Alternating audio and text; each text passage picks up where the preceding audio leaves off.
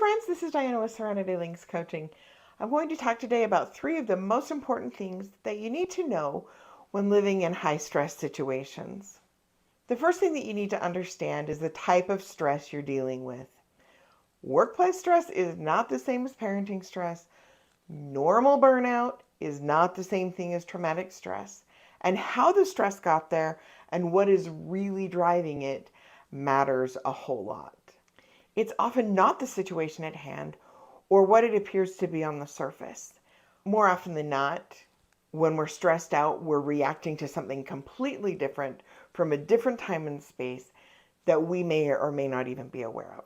But figuring out where you're at and being honest with yourself about the type of stress that you're really dealing with is the only way to find appropriate tools for combating it. I previously did a video discussing various types of stress. If you haven't seen that yet, there's a link to it down in the description. The second thing we need to understand is the role that trauma plays in all of this. Remember that trauma is not the event that happened. It's what happened to us on the inside as a result of going through very hard or scary things. It's the beliefs, the thoughts, the body sensations, and the emotional wounds that are left behind by experiencing something that was too big to fully process. Going hand in hand with all of those things are the survival adaptations that we develop in order to get through life. It's important to understand that trauma doesn't just go away. Can't ignore it, we can't gloss over it, and no one can just get over it. And anyone who says you can or you should doesn't get it at all, and most likely they're actually trying to make themselves feel less uncomfortable with the things that happen to you so that life can be happy and good. We also can't fix the trauma that happened to someone else. This includes our kids, our spouse, our parents, our friends, our coworkers, and anyone else on the planet. And nor can we force them to fix it either. In fact, if there's a true trauma situation involved, trying to force someone to fix it will likely only drive them further away than fix the problem. This is something that often happens in parenting situations, and admittedly, it's something I did myself for a season too. We try to get the kid who's causing all the problems to deal with their stuff so that we and everyone else can feel better and function better. And that makes logical sense, but it doesn't actually work. The truth is that trauma can heal, but it has to heal in its own time and in its own way. It only happens when and if the person who experienced it is ready to do the work that is required to fix the damage that was caused. Until then, it's important to understand and honor the role that trauma plays in everything. Trauma is not something we can just set on the shelf in a pretty little box and deal with it at some point in time later, or maybe never. No. It's a fire-breathing dragon that is always there, and it sits just below the surface, and it dictates everything. Like all creatures, sometimes it sleeps and we barely even know that it's there. Sometimes it might even appear kind of cute or docile, but when it gets poked, it will do what fire-breathing dragons do. It will bite, it will roar, it will fight back, and it will defend itself by spitting fireballs at anyone who happens to get too close. Now, if you're in a situation where there's a lot of constant or toxic stress, you've likely been on the receiving end of what those kind of dragons can put out. It's not very fun. In practical terms, this is what the fight or flight response often looks like. The trauma dragons might roar quietly, or they might roar really loud. They might even run away for a season and hide for a bit, making us think there's not even a problem. However, it will still come back and spit fire later on.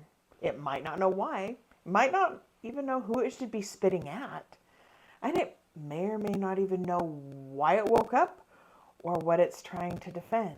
But the trauma is still there, and it's still the driver behind all of the chaos. And just like the dragon, it sends us into a state of high alert where everything is nuts and nothing feels safe or calm.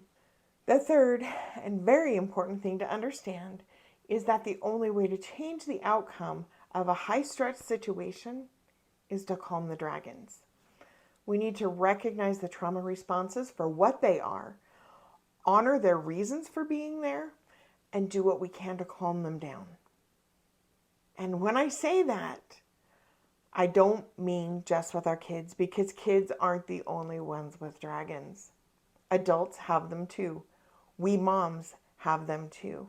And many of us brought them into adulthood as dragons we acquired during our own childhood. We may or may not even realize that they're there. We may not recognize that what happened to us is actually trauma because we didn't go through some of those big T traumas like abuse or neglect or abandonment. But it's all still there. And the kid stuff or the marriage stuff or the work stuff or the guy that cuts us off in traffic are going to still poke at it, and they're still going to wake it up. No matter what, though, when two dragons meet or when two people's trauma collides, there's going to be sparks. Since we can't change anything or anyone else but ourselves, our job is actually to recognize and to take care of our own dragons. It's not our job to fix our kids. It's not our job to make their wounds, their adaptations, or even their trauma go away.